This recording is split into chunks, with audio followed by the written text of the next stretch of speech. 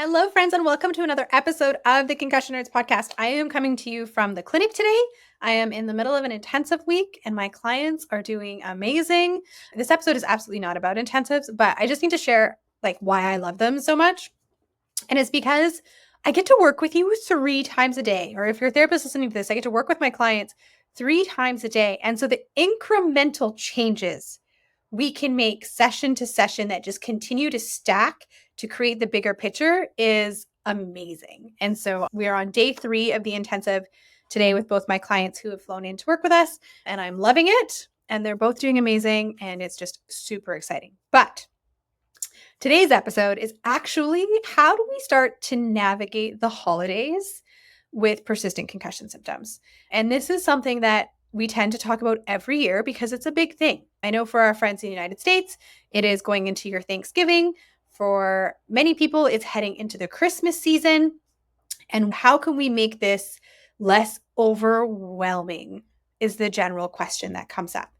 And we did talk about this recently in the concussion mini school call that we had this month. And so I'm kind of going to share some of the insights that came from there from both myself and the community and bring that back to you here on the podcast. So my biggest word of advice, I'm going to actually guide you through a little exercise here. And this is for anybody. This is a clinician. This is a caregiver. This is someone on a healing journey that tends to feel like you get overwhelmed around the holidays because of all the things that you have to do.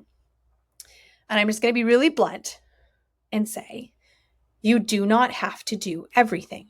And when you decline an invitation or you choose not to attend something, you don't owe whoever that invitation came from a big, long explanation as to why you can't go.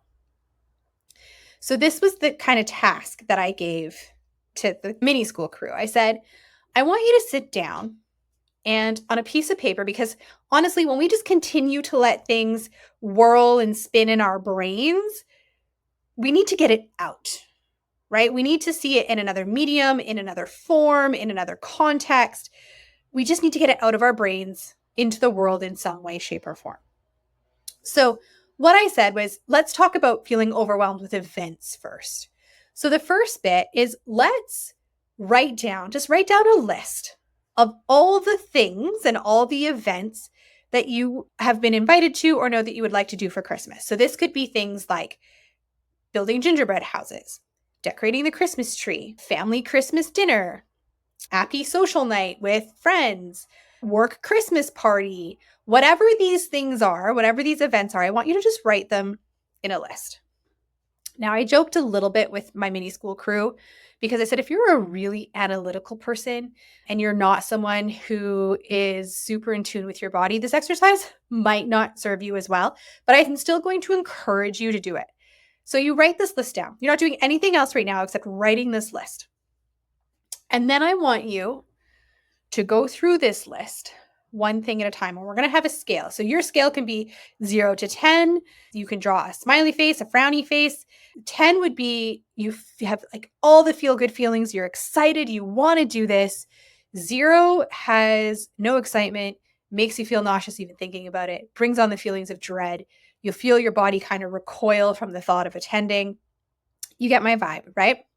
So here's what I want you to do is I want you to go to that first item on the list and I want you to close your eyes and I just want you to think about attending the work Christmas party. And I just want you to pay attention to what is your body's immediate response to thinking about attending that party. Do you feel a smile come across your face? Do you start to get excited? Do you feel like your tone changes? Or do you start to shrink away and start to feel that pit in your stomach? What are you feeling? Write a number out of 10, right? 10's you're elated, you're excited, can't wait. 0 is there's no good feelings about this.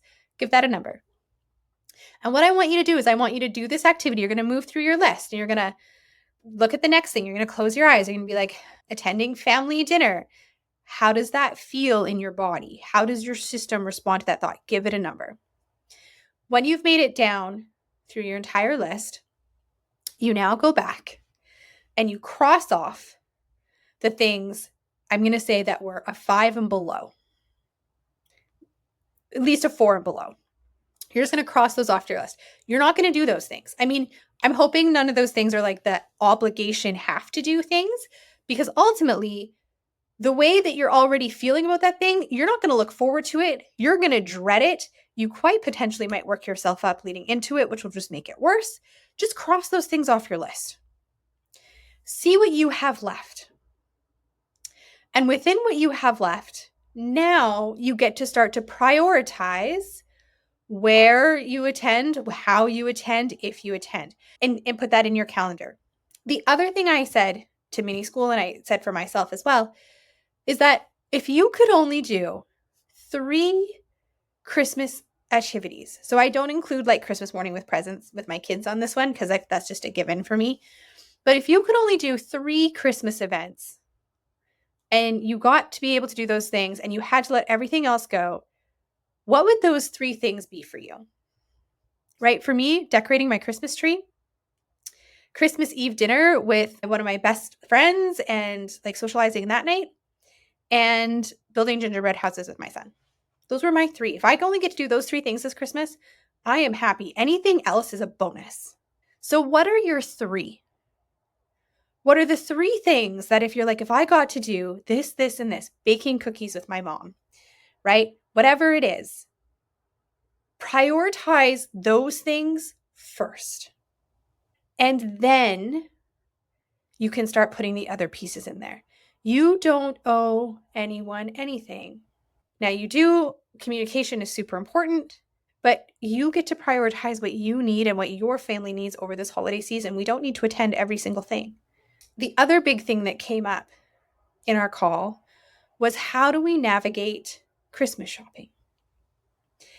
And so the first part of this is, I want you to think about, and I encourage you to ask your family members, what is the thing you look most forward to at Christmas or the holidays? What is the piece that is your favorite part in what we do?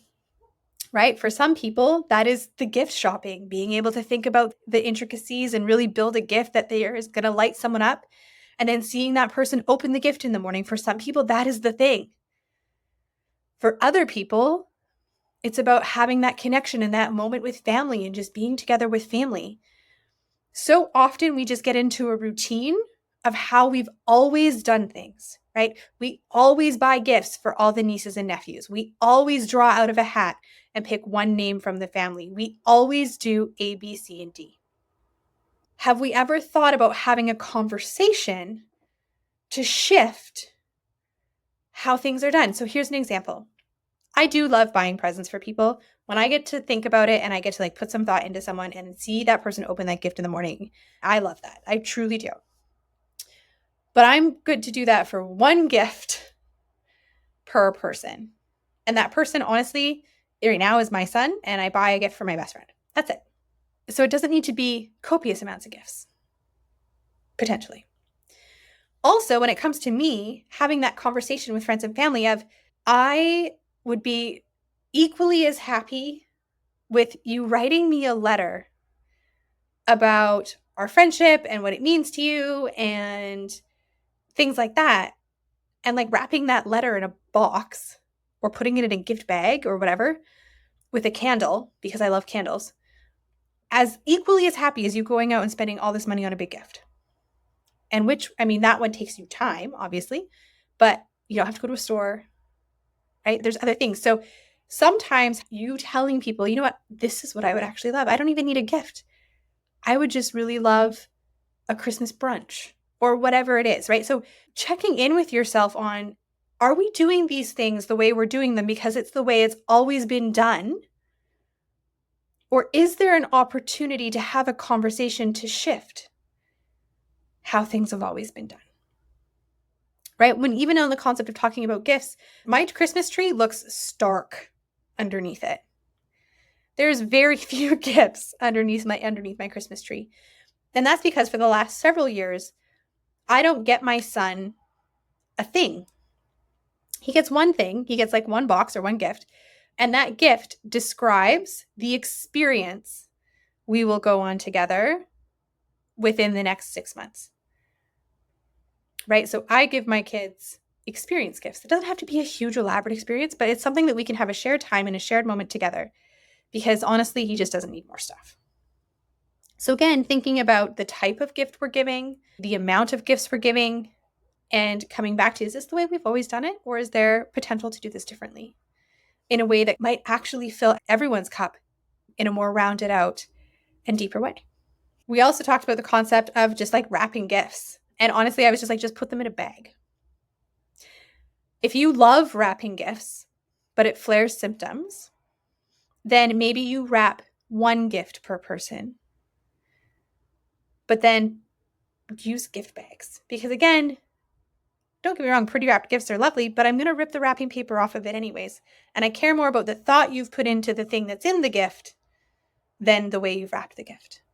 So use gift bags, things like that. Use wrapping services if you want in your malls or local gift stores, right? There's other ways to do this. Recruit nieces, nephews, children, family, right? If you want to gift wrap.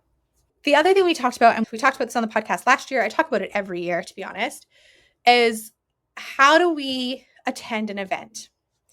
And I think so often when we get an invitation for a dinner night or a work party or something, we have this inclination to think that we have to attend to the whole thing. But you can take that event, you can take any event, and you can truly break it down into its chunks and its components, right? So if you think of a work party, for example, usually in that first hour, people are trickling in. It's a little bit more calm. Dinner hasn't started, so there's less clatter, noise moving up and down. You can have more intimate conversations that are grouped off. Dinner, depending on the type of dinner, louder, sitting at a table, multiple conversations going around you at once and in the immediate proximity. And then after dinner, again, depending on the group you're with, increased boisterous, maybe louder music, who knows? But you can take these events and you can break them into components. And then you can look at that event as in its pieces and be like, you know what? I can attend the first hour because it's before the dinner, but I can break out and have more one-on-one conversation with certain coworkers, and it's going to be less overstimulating. And then I can just excuse myself and leave after the first hour. When you look at an event that way, it also gives you the potential to attend more events if you should choose than just the one or the two, because you're not pushing too far past your capacity in a singular event. The key is that you do communicate with the event host, and you communicate with the event host prior to the event itself. So example, if I sent you an invitation to a dinner night, you might just respond with like, hey, Natasha, thank you so much for the invitation. Looking so forward to attending. Just so you know, I'm only going to be able to check in for the first hour or so, and then I'm going to have to leave, but I can't wait to be there. Cool. You've already told me I'm now not going to plan for you to be part of the dinner. I know you're going to leave, whatever it is. Then when you come to the event that night, obviously you're going to say hello to your host and be like, thank you so much for having me. Just in case it gets like, things are great, blah, blah, blah. I just, so you know, I am going to sneak out in an hour if I don't get to see you before I go. Thank you so much for having me. And like, I wish you a happy holiday. And then that way too, you've already preemptively said, if I can't see you, thank you so much in advance, that if the time comes that you have to leave, you don't need to go searching for your host or for anyone to say goodbye. You can simply get your stuff and excuse yourself. There's so many other tricks and tools that you can use in an event setting based on your own challenges. Obviously, we always talk about having your armor kit. Do you have your loop earplugs? You know, are you wearing a hat if you're that issues of things? Are you positioning yourself so the room of the people are either behind you or you're against a wall or in a chair so you have support to help ground yourself, right? Are you sitting at the end of a table so everyone's in front of you so you're not having to rotate your head side to side continuously, right? There's definitely other tricks, tools, and strategies we can use to help manage symptoms when we're in the actual event. But planning ahead and looking at it through this lens can be extremely helpful to help give you success in the moment. And also, if you are someone who wants to attend multiple things over the holiday season, this gives you the capacity to be able to do that in a better way. This was a nice, short and sweet little episode. This again was something we went into much deeper in our mini school episode this month. If you're on the mailing list for mini school, you got the replay. Again, we have our mini school membership, right? So this is the membership for individuals on a concussion healing journey where we meet twice a month. We come together, we have those deeper conversations, we work through the hard things. You also have a video library full of resources on multiple different topics, both in terms of the clinical and the symptomology, the mindset and the lifestyle to help you on your journey. You can click the link down below to learn more about the mini school membership if you are on a healing journey. I hope you found this helpful. I'm wishing you all success, whatever that looks like for you over this holiday season. And we will see you next week. That's today's episode. Thank you so much for tuning in. If you liked what you heard, give us a like, give us a share, give us a tag on Instagram, and please never hesitate to reach out. We love communicating and connecting with you. Until next week, my friends, have a marvelous day.